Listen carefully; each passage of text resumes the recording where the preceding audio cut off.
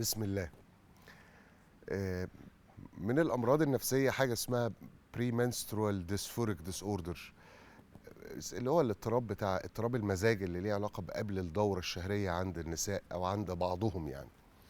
وده بيندرج تحت مسميات الأمراض لأن أعراضه بتبقى شديدة قوي على مستوى المزاج والانفعال، ولذلك كتير بنلاقي ان حالات الطلاق بتقع في الوقت ده وهو منهي عنه. يعني احنا حتى اجتماعيا كده يا جماعه، يعني بلاش في الوقت ده يبقى فيه، يعني حضرتك شوف لك حته روح فيها، يقول لك مش سايباني في حالي، عماله تتخانق، انا مش عارف انا عملت ايه. معلش هي صحتها على قدها في اليومين دول.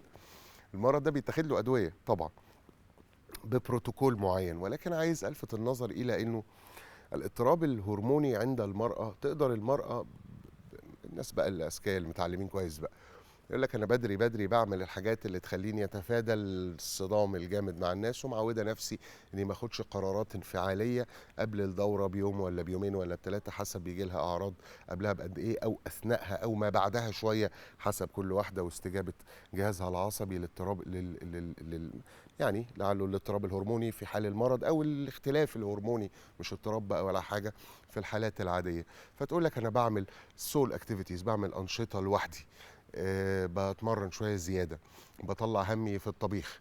وخدوا بالكم انه في الوقت ده كمان الشهيه يا بتتفتح قوي قوي يا بتتقفل خالص، يعني بيحصل حتى الجسم بيتعب بيئن، بيبقى معاها ساعات اضطرابات في النوم.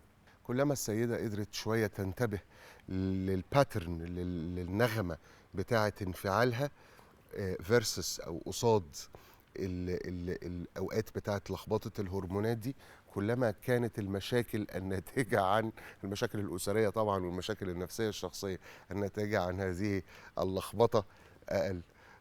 ربنا يعينكم بقى يا سيدات على هرموناتكم وعلينا، ويعيننا على الصبر على هرموناتكم.